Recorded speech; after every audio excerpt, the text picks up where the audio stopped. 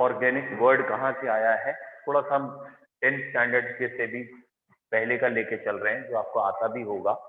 The word organic is from the word organ, और ये organ का मतलब होता है, जैसे हमारी लिवर है, किडनी है, ये सारी चीजें ऑर्गन कहलाते हैं।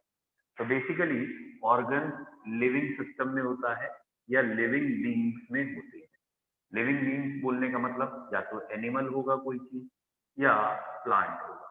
तो एनिमल और प्लांट में ऑर्गन्स होते हैं, तो वहां से टर्म दिया। दैट मीन्स ये ऑर्गन्स कुछ कंपाउंड्स बना सकते हैं, सिंथेसाइज करते हैं, इन्हें ऑर्गेनिक कहते हैं। दैट मीन्स इनिशियली ये वाले कंपाउंड हमें लैब में नहीं मिल रहे थे, मतलब हम लैब में नहीं बना पा रहे थे, और इसीलिए हमें स्पेशली कहना पड़ता है लैब मेथड ऑफ प्रिपरेशन। तो वो कंपाउंड जो सिर्फ और सिर्फ एनिमल और प्लांट्स में मिल रहे थे, सपोज हमें यूरिया चाहिए, तो उस समय हम यूरिन से आइसोलेट करते थे, वहीं से नाम यूरिया आया। हमें फॉर्मिक एसिड चाहिए, तो हम रेड एंड कॉकरोच के जो स्ट्रिंग्स होते हैं उनसे निकालते थे, या एस्टिक एसिड चाहिए तो एस्टेबुलेरिया एक एल्गी है उससे निकालते थे। तो लैब में रिएक्ट करके नहीं बनाते थे। तो इन कंपाउंड को नाम दिया था ऑर्गेनिक, और ये नाम दिया था बेटा द फादर ऑफ केमिस्ट्री लेवोइसर। ठीक है, लेवोइसर ने एक वर्ड दे दिया organic, that means from living being, ये कंपाउंड लैब में नहीं बनेंगे, इसलिए इनको ऑर्गेनिक कहा। और एक थ्योरी दे दी गई which is given by Berzelius. Berzelius ने एक थ्योरी दे दी बेटा कि ये लैब में क्यों नहीं बनते, या लिविंग बीइंग में क्यों बनते हैं, और उसका नाम दे दिया गया vital force theory. That mean हम लिविंग जो हैं उनके अंदर एक फोर्स है, मिस्टीरियस फोर्स है, जिसकी वजह से हम लिविंग, और जब तक वो फोर्स हमारे अंदर है तो हमारी बॉडी ऑर्गेनिक कंपाउंड बना लेती है, और जब वो फोर्स खत्म हो जाता है तो ऑर्गेनिक कंपाउंड बनना बंद हो जाते हैं। दैट मीन्स जब तक हम लिविंग हैं, जैसे लिविंग के कैरेक्टर्स हैं, रेस्पिरेशन करना है, बाकी कैरेक्टर्स हैं, तो ये जो लिविंग के कैरेक्टर है वैसे ही उसमें का एक कैरेक्टर है ऑर्गेनिक बनना। तो ऑर्गेनिक कंपाउंड लिविंग में क्यों बनते हैं, तो उन्होंने कहा भाई लिविंग में फोर्स है और वही फोर्स इन कंपाउंड को बना सकता है। और इस थ्योरी को एक तरीके से हम कह रहे हैं आउट किया वोलर ने। तो बेटा ये बन गया साइंटिस्ट का नाम एलबीडब्ल्यू। ठीक है, एलबीडब्ल्यू क्या है, ठीक है, लेवोइसर, बर्जीलियस, वोलर। वोलर ने कैसे विकेट आउट किया है, उन्होंने एक कंपाउंड लैब में बनाया जिसका नाम था यूरिया, और क्योंकि इन्होंने ये लैब में बना के दिखा दिया, और उससे पहले मानते थे कि भैया लिवर या किडनी से बनता है, ये लिवर में बनता है और किडनी से फिल्टर होके अलग होता है, तो ये चीज उन्होंने लैब में बना दिया बिना लिवर और बिना किडनी के। तब से रिसर्चर शुरू हुई, और फिर पता चला कि ये कंपाउंड भी लैब में बन सकते हैं, दे आर टर्म ऑर्गेनिक। आज भी नाम ऑर्गेनिक है, लेकिन ओरिजिनल मीनिंग खत्म हो गया ऑर्गेनिक का, ये लिविंग है। इन्होंने लैब में कैसे बनाया बच्चों, इन्होंने लिया अमोनियम सल्फेट, और अमोनियम सल्फेट की रिएक्शन कराई पोटेशियम साइनेट से। मतलब ये वो कंपाउंड है जो लैब में बनते थे, मिलते थे, तो इनसे बनाया इन्होंने अमोनियम साइनेट। ठीक है, और अमोनियम साइनेट के साथ एक और कंपाउंड बन गया पोटेशियम सल्फेट। तो ये इसकी बैलेंसिंग हो गई और अमोनियम साइनेट बन गया। अब ये जो अमोनियम साइनेट है इसको इन्होंने हीट किया, और हीट करने के बाद चेक किया तो ये मिल गया बेटा urea, that is NH2CO NH2 urea. तो वो चीज जो लिवर और किडनी का काम था वो लैब में हो रहा था, वो कंपाउंड लैब में मिल रहा था विदाउट लिवर एंड किडनी। तो this is basically set back to Berzelius कि उनकी थ्योरी ये लैब में बन सकती है। ठीक है, तो ये तो हुआ हमारा थोड़ा सा हिस्ट्री पार्ट ऑफ व्यू, और इसमें आपको सिर्फ और सिर्फ कॉपी में 3 वर्ड लिखने हैं, डिक्टेट कर दे रहा हूँ। पहला वर्ड लिखना है बेटा लेवोइसर। लेवोइसर में ऑब्वियसली आपको एक ही वर्ड लिखना है, father of chemistry, coined the term organic from living being. तो इन्हें फादर ऑफ केमिस्ट्री कहते हैं, और इन्होंने ही ये टर्म दिया था फ्रॉम लिविंग बीइंग। और बेसिकली इसका मतलब ये है कि एट दिस टाइम या at that time these compounds cannot be prepared in lab. Okay, then आ गए बर्जीलियस। बर्जीलियस ने थ्योरी दी जिसका नाम रखा वाइटल फोर्स थ्योरी। और वाइटल फोर्स थ्योरी का बेसिकली सेंस क्या था, these compound can not be prepared in lab as lab apparatus do not have this vital force, mysterious force. ठीक है, तो बेसिकली ये वो महात्मा नहीं होते उनके टाइप के हो गए, आत्मा परमात्मा। जब तक आत्मा है ऑर्गेनिक बनेंगे, जिस दिन आत्मा निकल ली ऑर्गेनिक बनना भी बंद हो गए। That's something like this. और फिर वोलर आ गए। बेटा वोलर, नाम तो है वोलर, WHOLER, काम है होलर, होल कर दिया थ्योरी। और इन्होंने लैब में यूरिया बना के दिखाया। और यूरिया बच्चों इन्होंने कैसे बनाया, इनऑर्गेनिक कंपाउंड से बनाया। मतलब वो कंपाउंड जो बेसिकली लैब में बन सकते थे या लैब में एग्जिस्ट करते थे, उनसे ही बना के दिखाया यूरिया। और कंप्लीटली ये थ्योरी फेल कहाँ हुई, जब लैब में एसिटिक एसिड बना। मतलब एक साइंटिस्ट कोल्बे ने एसिटिक एसिड लिया या बनाया बाय सिंपल दिस ऐसे रिएक्शन कुछ की। मतलब कोल्बे ने एक कंपाउंड एसिटिक एसिड बनाया फ्रॉम एलिमेंट।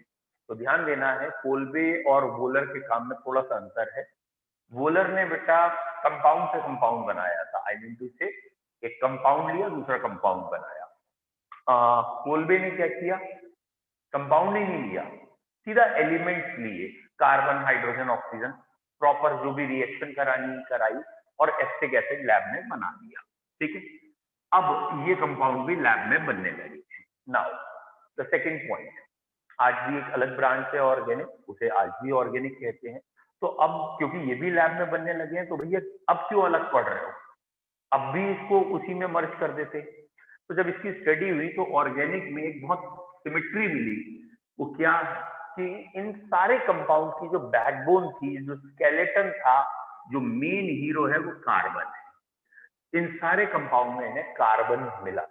तो बेसिकली कार्बन के कंपाउंड, साथ में सपोर्टिंग रोल में हाइड्रोजन मिला। मतलब स्केलेटन कार्बन का है एंड अंडरस्टूड है उसकी वैलेंसी पे या तो कार्बन लगा है या हाइड्रोजन लगा है। तो जो बेसिक स्केलेटन था वो हाइड्रोकार्बन का था। Is it clear? तो हाइड्रोजन और कार्बन के कंपाउंड हाइड्रोकार्बन हो गए।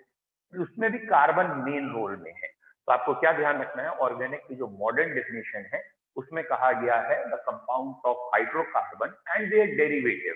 बेटा what is the meaning of derivative? मतलब बेस तो ये है, थोड़ा बहुत डेराइव कर दिया है। Is it clear? तो डेराइव करने का मतलब आपको समझ में आ रहा ना, थोड़ा बहुत कोई और चीज मिला दी, कोई और चीज आ गई, एच हट के OH आ गया, COOH आ गया, एल्डिहाइड कीटोन एसिड ग्रुप बना दिए गए। तो ऑर्गेनिक केमिस्ट्री की आज की डेफिनेशन क्या हो गई बेटा? the hydrocarbons या compounds made up of hydrogen carbon, that is hydrocarbon and their derivatives are termed as organic। ठीक है, अच्छा बच्चों, इन्हें आज भी एक अलग ब्रांच में क्यों रखा गया है जबकि ये लैब में बन सकते हैं? तो उसका एक बेसिक रीजन ये है कि ऑर्गेनिक कंपाउंड या ये वाले कंपाउंड देखे गए and in general inorganic compound देखे गए। ठीक है, लेट सपोज अगर हमारे पास 1 लाख कंपाउंड है, सपोज परसेंटेज में चाहे चेंज कर लीजिए, तो nearly 90% of the compound are still this and 10% are this. मतलब नेचर में जितने एलिमेंट हैं, सपोज 120 एलिमेंट है, तो 120 में से 118 या 19 एलिमेंट्स के कंपाउंड थोड़े से, अकेले कार्बन के कंपाउंड इतने ज्यादा है या हाइड्रोकार्बन के कंपाउंड इतने ज्यादा है। तो कॉमन सेंस से अगर इनके इसके साथ मर्ज करेंगे तो भी कोई फायदा है नहीं, क्योंकि ये ओवरऑल बहुत ज्यादा है। तो नंबर ऑफ कंपाउंड ज्यादा है, एक सिमेट्री भी फॉलो करते हैं, सब में एक रेगुलर ऑर्डर है। तो इसलिए इस ब्रांच को अभी भी सस्टेन रखा गया है, नाम अभी भी रखा गया है ऑर्गेनिक। बहुत सिस्टमैटिक ब्रांच है, इसलिए इसमें मर्ज नहीं किया। जैसे बेटा इस समय वर्ल्ड में कितने कंट्रीज हैं? ऑलमोस्ट 200-250 कंट्री होंगे व्हाटएवर। ठीक है, और सबके अपने अपने नाम है व्हाटएवर। कुछ टाइम रुक जाओ, आने वाले टाइम में आपको दो चीजें ही ज्यादा दिखेंगी। ठीक है, दो कंट्री, दो लोग ही ज्यादा दिखेंगे। कौन कौन से? एक कहलाएंगे इंडियन और एक कहलाएंगे नॉन इंडियन, जैसे ऑर्गेनिक इनऑर्गेनिक। ठीक है। जिस हिसाब से हमारी पॉपुलेशन बढ़ रही है, इंडिया जिस हिसाब से तरक्की कर रहा है, तो कुछ टाइम में 90% ऑफ द वर्ल्ड पॉपुलेशन हमारे भाई बहन होंगे, ठीक है। तो लोग यही कहेंगे, हाँ तुम कहाँ से हो, इंडिया से हो, अच्छा ठीक है इंडियन हो, और जो नहीं है इंडिया से वो नॉन इंडियन होगा। बाकी 200 देश मिलके भी हमारी पॉपुलेशन की बराबरी कर ले तो बड़ी बात है ना। तो बेसिकली ऑर्गेनिक को अभी एक अलग ब्रांच इसलिए दिया गया है, they have symmetry, they have major contribution, बहुत बड़ा शेयर इनका है सारे कंपाउंड, ठीक है। कॉम्प्लिकेटेड कौन सी है sir, what is the meaning of complicated बेटा? पूछो आप, कॉम्प्लिकेटेड का मतलब क्या पूछना चाह रहे हैं आप? देख जल्दी पूछिए बेटा, माइक ऑन कर लो बेटा। कौन सी सर टफ है टफ ब्रांच? पूछ रहा था थोड़ा सा। ऑर्गेनिक एंड ऑर्गेनिक में टफ कौन है, ये पूछना चाहते हैं? चलो आई यस होप तो आप सर। ये, हाँ तो बेटा ऑर्गेनिक एक बहुत सिस्टमेटिक ब्रांच है, बहुत इजी ब्रांच है, बहुत कम रटना है उसमें, जबकि इनऑर्गेनिक में बहुत सारे जनरलाइजेशन है, डायरेक्ट रटना पड़ता है। तो पढ़ने वाले बच्चों को ऑर्गेनिक इजी लगती है, ठीक है। जिन्हें समझ में आ जाए, जिनका बेस अच्छा हो जाए, उनके लिए ऑर्गेनिक इजीएस्ट है, क्योंकि इसमें कोई ना कोई रूल्स है, रेगुलेशंस हैं, एकदम डायरेक्ट नहीं है। इनऑर्गेनिक में बहुत ज्यादा भी रखना पड़ जाता है और उसमें रिएक्शन भी ज्यादा है, सिस्टमाइज नहीं है, हर रिएक्शन अलग है। तो obviously organic is very simple if, अगर आपका बेस अच्छा है तो, ठीक है। चलिए अब अगला पॉइंट, ये ऑर्गेनिक के इतने सारे कंपाउंड हैं क्यों, what is the basic reason, और इतना टाइम क्यों लगा इन्हें लैब में बनाने में, ये लिविंग बीइंग में ही क्यों बनते थे, लैब में क्यों नहीं? तो उसका एक डेफिनेटली सबसे बड़ा रीजन जो आप जानते ही हैं, वो है कैटिनेशन। तो बच्चों कैटिनेशन कार्बन की एक मेन प्रॉपर्टी है, और जिसे हम कहते हैं सेल्फ लिंकिंग, ठीक है। कैटिनेशन का रीजन क्या है? कुछ लोग इसका रीजन बताते हैं कि कार्बन की वैलेंसी 4 है, कार्बन का साइज छोटा है, समथिंग लाइक दिस, बट ये रीजन नहीं। कैटिनेशन बेसिकली डिपेंड करता है इस बॉन्ड एनर्जी या बॉन्ड एंथैल्पी पे, मतलब कार्बन, सिंगल बॉन्ड कार्बन, इसमें कितनी बॉन्ड एनर्जी है, इस पे डिपेंड करता है। एंड इसकी बॉन्ड एनर्जी नियरली 80, 84, 85 के आसपास है। तो 84 किलो कैलोरी या 80 किलो कैलोरी पर मोल है, that is this bond energy is highest. और इसके बाद ये bond energy carbon hydrogen bond की होती है वैसे 78, और सल्फर के लिए हम कहते हैं, फॉस्फोरस के लिए कहते हैं, तो फॉस्फोरस एंड सल्फर की एनर्जी, और बेटा ये 80 है, ये नियरली 54 है, that means a huge jump, बहुत बड़ा जंप है। तो कैटिनेशन सिर्फ कार्बन में ही क्यों है, बाकी में क्यों नहीं है? या कार्बन कार्बन बॉन्ड शुरू में लैब में बनाना मुश्किल क्यों था? तो ये इसका आंसर है। तो आंसर क्या है कि भैया कार्बन कार्बन की जो बॉन्ड एंथैल्पी है वो तोड़ना, वो जोड़ना, ये बहुत मुश्किल थी। तो इनिशियली लैब में हम ऐसे एक्सपेरिमेंट, ऐसे कंपाउंड नहीं बन पा रहे थे जिसमें हम इतनी एनर्जी प्रोवाइड करा रहे हैं, और जो भी हम कंपाउंड मिल रहे थे वो इससे कम एनर्जी के मिल रहे थे। तो हमारी बॉडी में कैसे हो जाती है जब ये बहुत हाई एनर्जी है? तो भैया वो जो लिविंग सिस्टम चला आ रहा है, जो vital force theory, mysterious force, आत्मा परमात्मा चली आ रही है, उसकी वजह से, कुछ एंजाइम्स की रिएक्शन की वजह से ये बन रहे थे। Is it clear? Simple example से सोच के देखो, चाहे वो ऑर्गेनिक है या नहीं है। बेटा जब भी हम खाना खाते हैं, वो फूड पाइप से सीधा स्टमक में जाता है। अब स्टमक में सबसे पहले उसे कौन मिलता है खाने को? तो सबसे पहले HCl से खाना मैशअप होता है, और कभी कभी उल्टी उल्टी जब करते हैं तो वो जो स्मेल होती है, जिस जो हमें इरिटेट करती है, वो HCl ही है। तो वो जो खाना हम खा रहे हैं उसमें सबसे पहले HCl मिला, जिसने बैक्टीरिया वायरस को ही मारा और वॉट, ठीक है। अब प्रैक्टिकली सोचो, HCl स्टमक में है, कभी तुमने पिया HCl? स्टमक पाइप में सबसे आगे HCl है, और तुमने तो पिया नहीं HCl, फिर कहाँ से आ गया HCl? तो बच्चों उसका सिंपल आंसर क्या है? हम कई चीजें खाते हैं, हमने नमक खाया, सो एंड सो चीजें खाई, तो उससे बॉडी ने एक्सट्रैक्ट कर लिया, कहीं से Cl कहीं से H, और उसको मिला मिलू के किसी सेल्स ने डिलीवर कर दिया स्टमक में, तो स्टमक में HCl बन गया।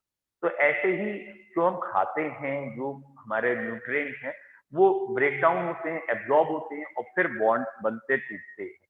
तो ऑर्गेनिक कंपाउंड जो लिविंग बीइंग में बन रहे हैं, वो बेसिकली एंजाइमेटिक एक्शन या उनसे बन रहे हैं। तो बच्चों अगली बार के लिए एक क्वेश्चन जरा ध्यान रखना, कैटिनेशन कार्बन में ही क्यों ज्यादा है, ये आंसर मत देना कि कार्बन की वैलेंसी 4 है। कैटिनेशन हर उस कंपाउंड में हो सकता है जिसकी वैलेंसी 2 से ज्यादा हो, क्योंकि कैटिनेशन का मतलब है चेन बनना, और चेन बनने के लिए कम से कम वैलेंसी 2 चाहिए। हाइड्रोजन में कैटिनेशन क्यों नहीं है? तो रीजन इज हाइड्रोजन हाइड्रोजन के बाद आगे बॉन्ड बन ही नहीं सकता, और इसलिए बेटा हाइड्रोजन कैटिनेशन नहीं है, क्योंकि हाइड्रोजन की वैलेंसी 1 है। ओके, बोलो बच्चों, यहां तक क्लियर है? कैटिनेशन क्लियर है? तो कार्बन के लैक्स ऑफ कंपाउंड क्यों है, उसमें सबसे मेजर रोल है कैटिनेशन का। इसके अलावा आइसोमेरिज्म का, मतलब कार्बन का कोई एक कंपाउंड या एक फॉर्मूला ले लें, लाइक C10H22, ये फॉर्मूला है। Okay, this one is decane. लेकिन अगर इस फॉर्मूले से एल्केन बनाएं तो इट विल हैव 75 आइसोमर्स। मतलब एक C10H22 के ही जब हम आइसोमर्स देखते हैं, अलग अलग तरीके से अरेंजमेंट देखते हैं, तो ये 75 कंपाउंड बना सकता है। तो एक ही फॉर्मूला इतने सारे कंपाउंड बना सकता है, बहरूपिया है, तो दैट इज आइसोमेरिज्म। तो कंपाउंड का नंबर तो बढ़ेगा ही बढ़ेगा। जबकि इनऑर्गेनिक केमिस्ट्री में ऐसा कुछ खास होता नहीं है। जैसे ये इनऑर्गेनिक कंपाउंड केमिस्ट्री का एक कंपाउंड है जिसे हम एलम या फिटकरी कहते हैं। इसका फॉर्मूला इससे भी बड़ा है, बट इसका एक ही कंपाउंड है, ये इस फॉर्मूले का एक ही कंपाउंड है। ऐसा नहीं है इस फॉर्मूले से 10 कंपाउंड बन जाए। That is isomerism in organic में नहीं होती, कम। ठीक है, ओके। 75 कंपाउंड मतलब आइसोमर, 10th स्टैंडर्ड में हमने थोड़ा सा पढ़ा होगा आइसोमर। अभी मैं आपको फिर बता दूंगा what is isomerism. That is, जैसे ये पांच कार्बन का एल्केन है, शायद टेंथ में पढ़ाया है आपको, और ये 5 कार्बन का एल्केन, इन तीनों का फॉर्मूला देखेंगे तो C5H12 होगा। और तीनों जो अलग अलग है ना, तीनों की प्रॉपर्टीज अलग है। ये नॉर्मल पेंटेन है, ये आइसोपेंटेन है, ये नियोपेंटेन है। That means they behave as 3 different compound, but all the compound having formula. एक फॉर्मूला है लेकिन एक से ज्यादा तरीके के कंपाउंड है, दैट इज आइसोमेरिज्म। ऐसे ही डेकेन के जब आइसोमर बनाते हैं तो उस एक फॉर्मूले के 75 बना सकते हैं बेटा। अब क्लियर है बेटा दीजिए? ठीक है, तो ऑर्गेनिक कंपाउंड ज्यादा क्यों है, हम इसका डिस्कस कर रहे हैं। Why the 90% compound are organic? उसका एक पहला रीजन है कैटिनेशन, जो बाकी में नहीं है, और बता दिया कि सेकंड नंबर पे जो कैटिनेशन पे आता है वो इतना पीछे क्यों है, क्योंकि उसमें कैटिनेशन की एनर्जी कम है, और वो सल्फर के 6 से 20 तक जुड़ सकते हैं, फॉस्फोरस के 4 जनरली जुड़ते हैं, तो वहां कैटिनेशन बहुत कम है। और दूसरा रीजन है कार्बन। कार्बन आइसोमेरिज्म शो करता है, एक कैटिनेशन रीजन हो गया, एक आइसोमेरिज्म। तीसरा रीजन है carbon can react with almost all elements of the periodic table. व्यवहार बहुत अच्छा है, मेटल से भी रिएक्ट करता है, नॉन मेटल से भी रिएक्ट करता है, मेटेलॉइड से भी रिएक्ट करता है। पूरी केमिस्ट्री में, पूरे पीरियोडिक टेबल में लगभग सबसे बॉन्ड बनाने की इसकी टेंडेंसी है। और क्योंकि ये बॉन्ड सबसे बना लेता है तो भी इसके कंपाउंड ज्यादा होंगे ही होंगे, क्योंकि इसके reactivity power with all elements है। ऐसा नहीं है कि खाली मेटल से रिएक्ट करेगा, खाली नॉन मेटल से, सबसे रिएक्ट करता है। And one more distinguish feature है कि कार्बन में 5 बॉन्ड बनाने की कैपेसिटी होती है, और उसमें भी डबल और ट्रिपल बॉन्ड बना लेता है, और ट्रिपल बॉन्ड बनाने के बाद फिर आगे लॉन्ग चेन मतलब कैटिनेशन शो कर सकता है। जैसे नाइट्रोजन भी ट्रिपल बॉन्ड बनाता है, but the problem is that triple बनाने के बाद आगे कैटिनेशन नहीं कर सकता, वैलेंसी सेटिस्फाई हो जाती है। तो कार्बन ट्रिपल बॉन्ड बना के फिर कैटिनेशन भी कर लेता है। इसलिए कार्बन की वीक है, या ये कहें कार्बन जो है वो एक यूनिक फीचर का है, और कार्बन का साथ दे रहा है हर जगह हाइड्रोजन। एक्चुअली कार्बन और कार्बन की जो बॉन्ड एंथैल्पी है ऑलमोस्ट वही कार्बन हाइड्रोजन की है, ऑलमोस्ट। और फायदा ये मिल जाता है कि हाइड्रोजन से फिर आगे बॉन्ड नहीं बनाने, मतलब इसकी वैलेंसी 1 है, सेटिस्फाइड, यही चेन रुक जाएगी। अगर यहाँ कार्बन है तो आगे भी चल देगी चेन, क्योंकि कार्बन की वैलेंसी 4 पूरी करनी पड़ेगी। हाइड्रोजन में वो चीज वहीं रुक जाएगी, ब्रेक लग जाएगी। तो कार्बन का जो इसमें पार्टनर इन क्राइम जो है वो हाइड्रोजन। Is it clear? तो आपको याद रखना है hydrocarbon, that is hydrogen and carbon, but skeleton is of carbon. And जहां जहां नहीं बताया कुछ भी तो अंडरस्टूड है हाइड्रोजन में। सपोज मैंने अभी थोड़ी देर पहले ऐसे लिख दिया था और मैंने कार्बन की वैलेंसी तो 4 होती, कहीं किया ही नहीं, तो जो भी वैलेंसी बच रही है वहां आपको हाइड्रोजन ही लगाने हैं। It is understood. Is it clear? और अगर कहीं हाइड्रोजन की जगह कुछ और लगाया है तो बताओ भैया कहाँ क्या लगाया है, दैट इज आईयूपीएसी नॉमेनक्लेचर। अभी देखेंगे कि हमने यहाँ हाइड्रोजन की जगह कुछ और लगाया, कार्बन ही है, कार्बन बताना पड़ेगा। और जहां हमने कुछ नहीं बताया है वहां हर जगह आप चुपचाप हाइड्रोजन लगा। Is it clear? ठीक है, तो ये हुआ बेटा कार्बन के बारे में एक ब्रीफ पॉइंट कि why organic compound are too many. ठीक है, लाखों कंपाउंड क्यों हैं? तो 4 रीजन हमने बताए। The first and foremost important most reason is carbon has a unique property of catenation which is distinguished from others due to the bond enthalpy. Second reason is it shows isomerism. Third reason is that is it can react with metal, non-metal, metalloid. And the fourth reason is the carbon has ability to form pi bond followed by catenation. pi bond बनने के बाद भी chain चलती रहेंगी और इसलिए carbon के compound ज्यादा है। नाउ द नेक्स्ट हेडिंग बच्चों, नेक्स्ट हेडिंग यहाँ पे बनाई गई है कार्बन के लिए, दैट इज होमोलोगस सीरीज। ठीक है, एक वर्ड बनाया है होमोलोगस सीरीज। बोलो बच्चों, क्लियर है? जैसे ना पीरियोडिक टेबल हमने पढ़ी, एक भाई सोच के देखिएगा बच्चों, पीरियोडिक टेबल याद आया? तो बच्चों पीरियोडिक टेबल में आपने ये चीजें पढ़ी थी, ये क्या थे? ग्रुप, है ना? ये ग्रुप थे, groupies. What is the groupies? जिनके कैरेक्टर सेम होते हैं उनको एक साथ रखने को ग्रुप कहते हैं, that is groupies, that is homologous series. Organic chemistry में इसी को हम कहते हैं होमोलोगस सीरीज। मतलब थोड़ा बहुत आप जानते ही हो, जैसे मीथेन, इथेन, प्रोपेन, ब्यूटेन। तो बच्चों ये जो मैंने मीथेन, इथेन, प्रोपेन, ब्यूटेन कहे, ये सब एक सीरीज में आ रहे हैं जिसका नाम है alkane. these all are the member of alkane series.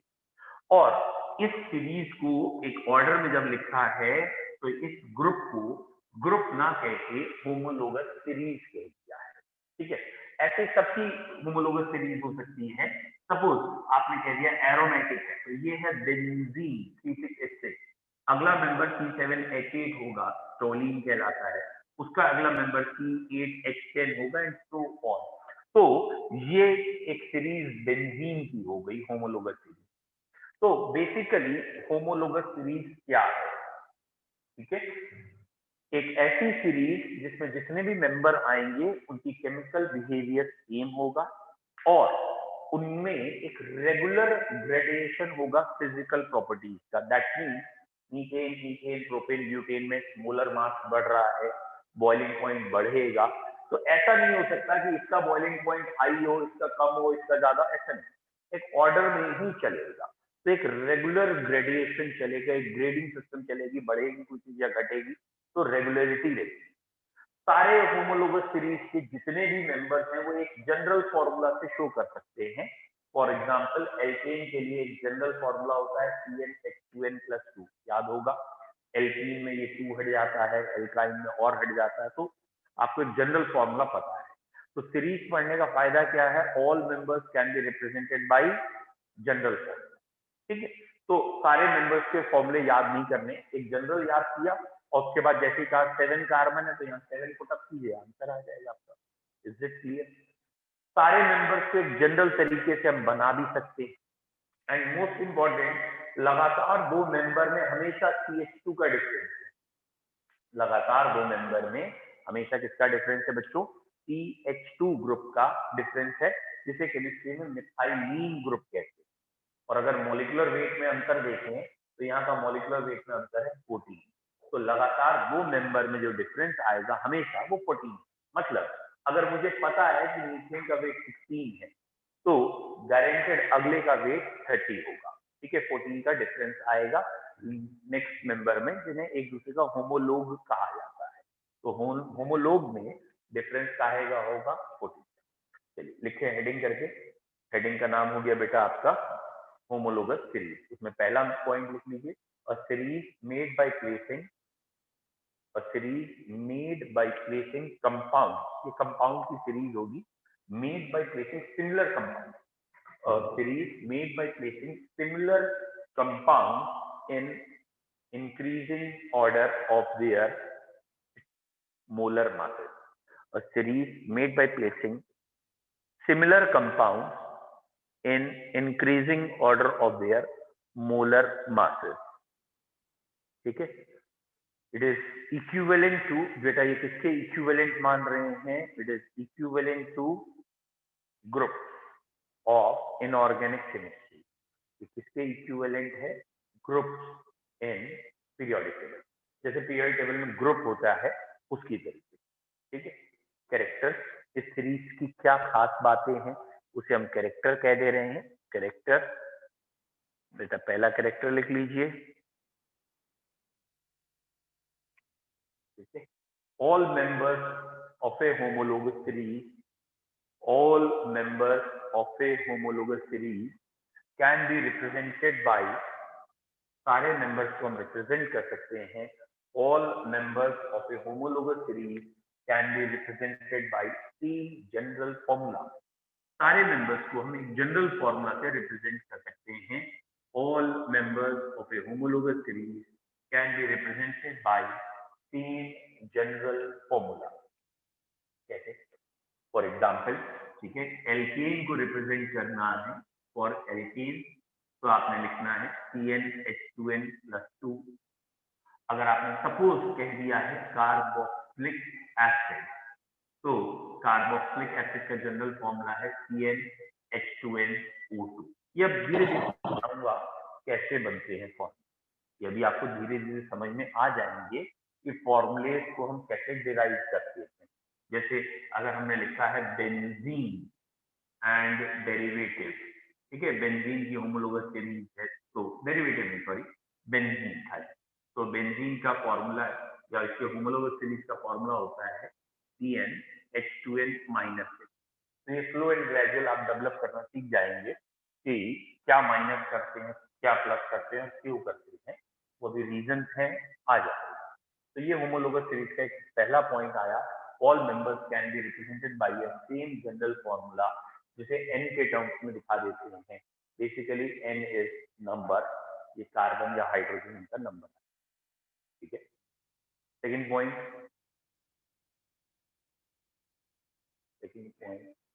all members can be prepared by same general method of preparation.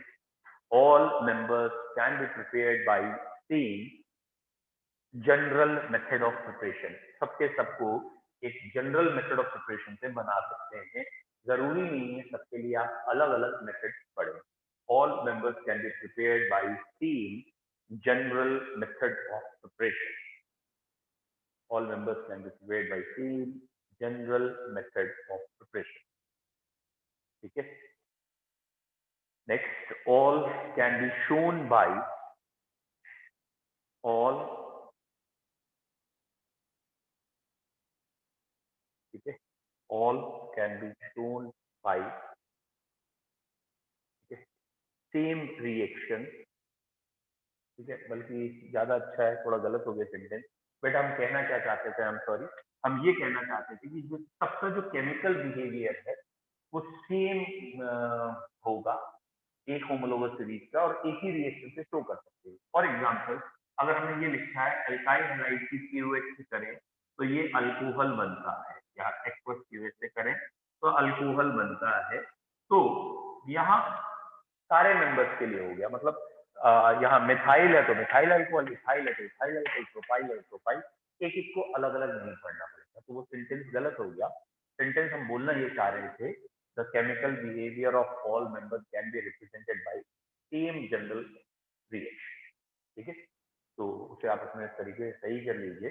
हम बोलना चाह रहे हैं केमिकल बिहेवियर भी एक ही रिएक्शन से शो कर सकते हैं, the chemical behaviour can be represented by same general reaction, एक ही रिएक्शन से शो। ठीक है,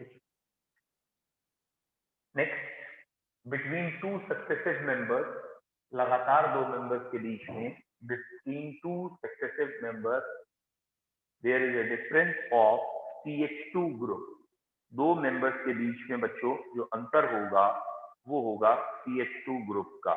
between two successive members there is a difference of CH2 group. बच्चों इसे कह देते हैं methylene group. Between two successive members there is a difference of CH2 group, जिसे हम कहेंगे मिथाइलीन ग्रुप। हाँ, METHYLENE, methylene group, and 14 in molar mass. Molecular weight में कितने का डिफरेंस है? तो 14 का, and 14 in molar mass. Molar mass में बेटा 14 का डिफरेंस आया। ठीक है, next point, there is a regular gradation in physical property. There is a regular gradation in physical property. Physical property में एक रेगुलरिटी आएगी, दैट इज बॉइलिंग पॉइंट बढ़ रहा है, सॉल्युबिलिटी इन वाटर कम हो रही है, समथिंग लाइक दिस। तो एक रेगुलर ग्रेडिएशन आएगा बच्चों फिजिकल प्रॉपर्टी में। ठीक है बच्चों, नाउ अब मेन पॉइंट जो है, जो आपको सबसे ज्यादा ऑर्गेनिक स्ट्रॉन्ग करने के लिए चाहिए, वो आपकी अच्छी खासी बॉन्डिंग होनी चाहिए कार्बन से। मतलब आपको कार्बन ढंग से समझ में आना चाहिए। ठीक है, तो कार्बन के बारे में दो चार पॉइंट लिखते हैं। ये देख लीजिए, कार्बन। कार्बन बच्चों ये तो सभी को पता है, कार्बन का एटॉमिक नंबर 6 है, जनरली एटॉमिक मास 12 है। आइसोटोप में देखेंगे तो 14 भी होता है, 13 भी है, C612 भी है, 13 भी है, 14 भी है। बट हमारा जो जनरल कार्बन है वो ये है जिससे हम केमिस्ट्री पढ़ेंगे। ऑब्वियसली 13 और 14 आइसोटोप है, लेस स्टेबल है, रेडियो एक्टिव है। C14 का यूज भी करते हैं हम कार्बन डेटिंग या एज निकालने के लिए, लेकिन हमें यहाँ C12 चाहिए। ठीक है, इलेक्ट्रॉनिक कॉन्फ़िगरेशन की अगर बात करें तो कार्बन का कॉन्फ़िगरेशन आएगा हीलियम, ठीक है, या 1s2, 2s2, 2p2। तो यहाँ S में 2 इलेक्ट्रॉन है और P में 2 इलेक्ट्रॉन है। ये रहे S के 2 इलेक्ट्रॉन और ये रहे P के 2 इलेक्ट्रॉन, 2s2, 2p2 ये है। तो बेसिकली इसमें 2 अनपेयर इलेक्ट्रॉन हैं, और 2 अनपेयर इलेक्ट्रॉन का बेसिक मतलब तो ये है कि वैलेंसी 2 होनी चाहिए, बट कार्बन की वैलेंसी 4 है। तो ये एक इलेक्ट्रॉन यहाँ से जंप करके यहाँ आता है, which is termed as excited state, और एक्साइटेड स्टेट में इसमें 4 अनपेयर है और इसकी वैलेंसी इसलिए 4 है।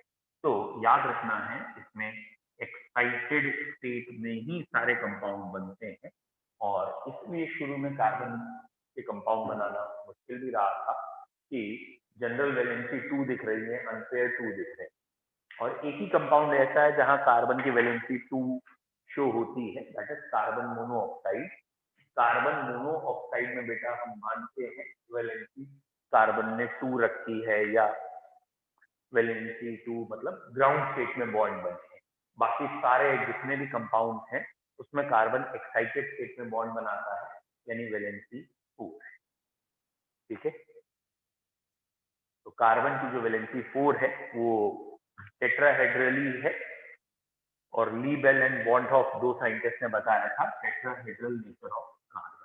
कार्बन टेट्राहेड्रल नेचर का है। ठीक है, मतलब एक चारों वैलेंसी एक स्पेशल डायरेक्शन में है, विच इज टेट्राहेड्रल। ठीक है बच्चों, अगला पॉइंट, कार्बन की हाइब्रिडाइजेशन है, पाई बॉन्ड सिग्मा बॉन्ड, वो है। तो कार्बन की हाइब्रिडाइजेशन क्या क्या हो सकती है? बच्चों आपको याद होगा हाइब्रिडाइजेशन में हमने पढ़ा था, हाइब्रिडाइज्ड ऑर्बिटल्स जो होते हैं वो सिग्मा बॉन्ड बनाते हैं और लोन पेयर रखते हैं। तो हाइब्रिडाइजेशन में सिर्फ सिग्मा बॉन्ड और लोन पेयर दिखेगा, but it is a common sense, carbon में जनरली लोन पेयर नहीं है जनरली। तो अगर लोन पेयर नहीं है तो खाली सिग्मा बॉन्ड आपको देखने हैं। I mean to say hybridisation never includes pi bond, ये दिमाग में रखिए। ओके, तो पहला तरीका ये है कि अगर आपको कार्बन कहीं दिखता है और उससे चारों सिंगल बॉन्ड दिखते हैं तो ऑब्वियसली इसकी हाइब्रिडाइजेशन sp3 होगी। ये रहा कार्बन बेटा, ये इसके 4 इलेक्ट्रॉन और चारों के चारों सिग्मा बॉन्ड बना रहे हैं, तो सबने मिक्स कर ली अपनी energy and the hybridisation termed as sp3। अगर बच्चों आपको कार्बन से कहीं पे भी डबल बॉन्ड दिख जाए, और डबल बॉन्ड का मतलब एक बॉन्ड पाई बॉन्ड है, जैसे यहाँ क्रॉस लगाया यहाँ क्रॉस लगाया, pi bond will not form by hybridised orbital. तो 4 में से एक हाइब्रिडाइजेशन बनाने के लिए एलिजिबल नहीं, बाकी 3 तो अभी भी है, तो बाकी 3 की वजह से हाइब्रिडाइजेशन का नाम sp2। Such carbon is in sp2 hybridization, मतलब ये कहने का है ये s था, ये 3 p थे और एक ऑर्बिटल ये हाइब्रिडाइजेशन में टेक पार्ट नहीं करता, ये प्योर ऑर्बिटल रहेगा, इट विल रिमेन प्योर, मतलब ये अपनी एनर्जी किसी से मिक्स नहीं करेगा। तो इन तीनों ने अपनी एनर्जी मिक्स कर ली and the hybridisation will term as sp2।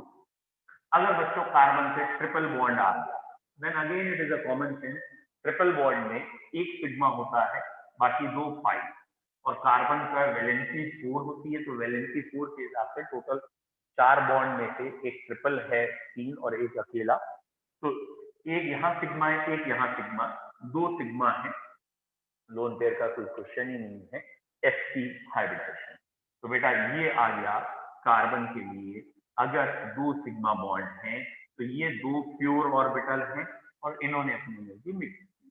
It is possible in one more case, कौन सा बेटा, डाई, 2 डबल बॉन्ड अगर ऐसे लगे होते, एक ही कार्बन पे 2 डबल बॉन्ड लगे होते, फॉर एग्जाम्पल CO2, तो ये वाले 2 डबल बॉन्ड में जो एक एक पाई है वो टेक पार्ट नहीं करेंगे हाइब्रिडाइजेशन में, और कार्बन से 2 ही सिग्मा है और 2 sigma that is sp2 hybridisation.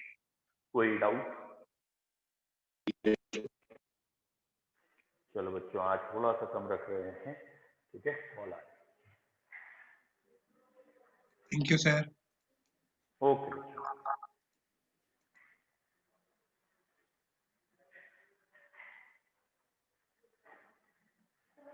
बेटा बोलो।